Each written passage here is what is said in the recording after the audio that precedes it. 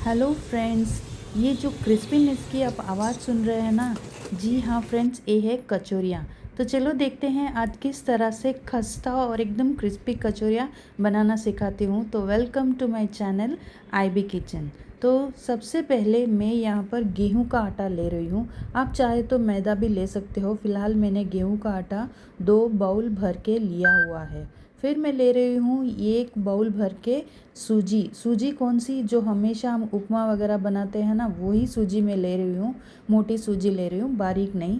तो इन दोनों को अच्छी तरह से मिक्स कर ले और इसके अंदर कोई भी नमक मोइन कुछ भी नहीं डालना है। बस सिर्फ पानी से इसे अच्छी तरह से गूँथ ले, इस आटे को सेट कर ले। और ध्यान रखे, जब आप आटा सेट कर रहे हो, गूँथ रहे हो, तो बहुत सख्त ना चाहिए और बहुत गीला भी नहीं चाहिए। बस इस तरह से धीरे धीरे अपने हाथों से इसे इस तरह से अच्छी तरह से मथ के एक सॉफ्ट सा डो बना दीजिए। और डो भी इस तरह से रहना चाहिए कि वो जो हमने सूजी डाली ना, अच्छी तरह से मिल जाए और एकदम सॉफ्ट रहना चाहिए। अब इसे कम से कम 20 मिनट के लिए रेस्ट करने के लिए छोड़ दे। एक गीला कपड़ा, कोई भी मसलिन का कपड़ा हो तो इस तरह से ढक ले। अब जो 2 बाउल भर के मैंने आटा लिया, तो 1/4 मैं यहाँ पर बेसन ले रही हूँ। 1/4 यहाँ पर खाने वाला सोडा और थोड़ा सा चिमटी भर के मैं यहाँ पर रंग ले रही हूँ, जो फूड कलर रहता है। अब इसके अंदर भी मैं कोई भी नमक वगैरह नहीं डाल रही हूँ। बस हल्के हाथों से पानी डाल के इस बेसन का भी एक डो यानी कि मैं आटा लगा रही हूँ इस तरह से। देखिए, ये आटा ज़्यादा सख्त भी नहीं है और ज़्यादा गीला भी नहीं है। बस कुछ इस तरह से हो कि आपके हाथों में चिपके ना। अब इस आटे को, बेसन के आटे को भी कम से कम 10 मिनट तक रेस्ट पे छोड़ दे और उसके ऊपर भी गीला आटा ढक दे। और देखते हैं तैयारी आगे की क्या चाहिए स्टफिंग में। तो यहाँ पर मैंने काबुली चने लिए हैं और उनको भाप दिया है। किस तरह से मैंने बॉईल किया, इस तरह से कि आप इजीली स्मैश कर सको, खा सको। यहाँ पर मैंने मूंग लिया, ऑप्शन है, आप काले चने भी ले सकते हो। फिर यहाँ पर आलू मैंने लिए हैं, आलू भी बॉईल कर लिए हैं और इतने बॉईल है कि इजीली आप चबा सको, खा सको। फिर यहाँ पर इमली की खट्टी मीठी चटनी है, पुदीने की तीखी चटनी है और जीरा का पाउडर है। यहाँ पर अनार के थोड़े से दाने लिए, स्किप कर सकते हो। यहाँ पर मैंने हरा कटा धनिया लिया है, थोड़ी सेव। और यहाँ पर पापड़ी चाट जो बनाते हैं ना, उसकी पापड़ियाँ मैंने बाज़ार से ही मंगवाई है। फिर यहाँ पर मैंने दही लिया है और दही के अंदर थोड़ा सा मीठा मैंने कि शुगर डाला है, तो थोड़ा मीठा दही है, लाल मिर्च, नमक स्वाद के अनुसार। अब इन चीज़ों को सब तैयार करके, तब तक आटा मेरा सेट हो चुका है।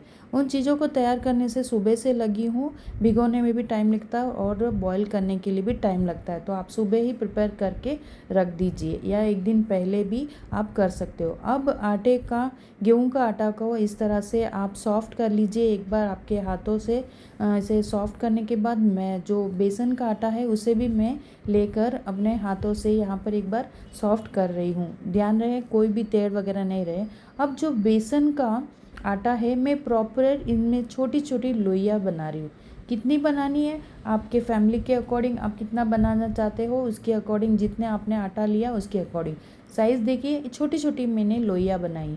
अब गेहूं के आटे की भी मैंने लोइयाँ बनानी है। कितनी बनानी है, अब मान लीजिए कि यहाँ बेसन की लोइयाँ 20 है, तो उतनी ही गेहूं के आटे की भी मैंने लोइयाँ ली है। यानी कि एडजस्ट करना है, जितनी ये है सेम क्वांटिटी की भी दोनों भी चाहिए। अब इन सब को मैंने छोटी छोटी लोइयाँ बना के, ज़्यादा छोटी भी नहीं बनानी और रोटी की साइज़ की भी लोइयाँ नहीं बनानी है, बस इस तरह से। अब गेहूं की आटे की लोई लेकर छोटी सी अपने हाथों से इस तरह से एक छोटी पूड़ी बनाइए या फिर कटोरी शेप में बनाइए। इसको इसके अंदर बेसन की लोई को अंदर रख के इस तरह से धीरे धीरे हाथों से क्लोज़ कर लीजिए।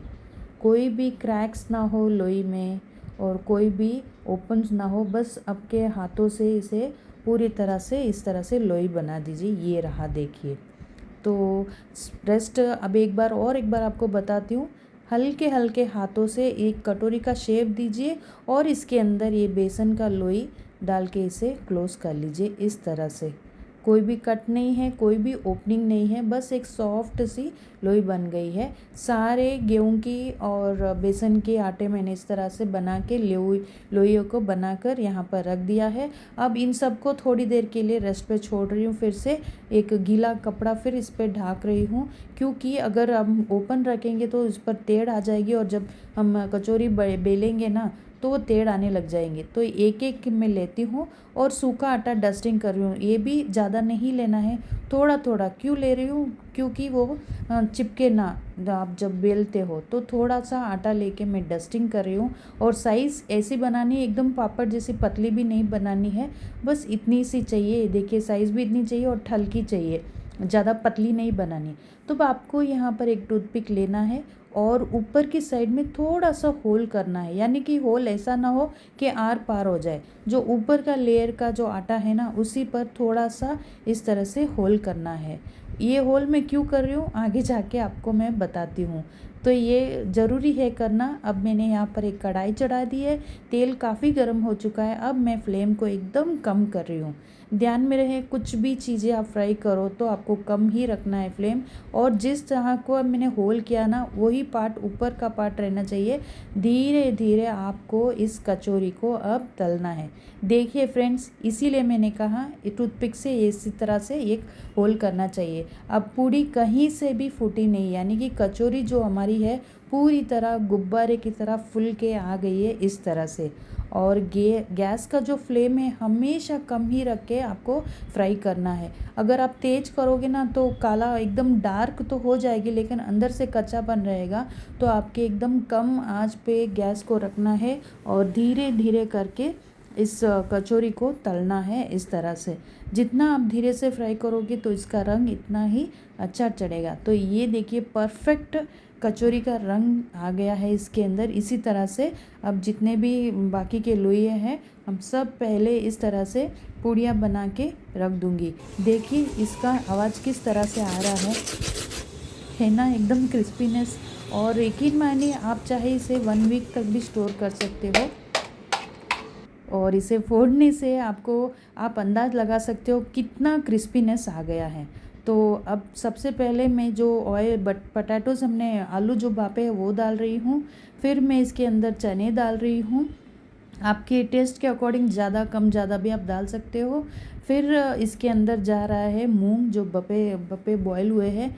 मीठा दही बहुत ज़रूरी रहता है, इससे एक अलग ही टेस्ट आ जाता है कचौरी में, ट्रस्ट मी। और जो पापड़ी चाट के लिए मैंने पापड़ी लेके आई ना, उसे 2 या 3 पापड़ी को इस तरह से स्मैश करना चाहिए। जैसे आप खाओगे ना एक क्रिस्पीनेस आएगा।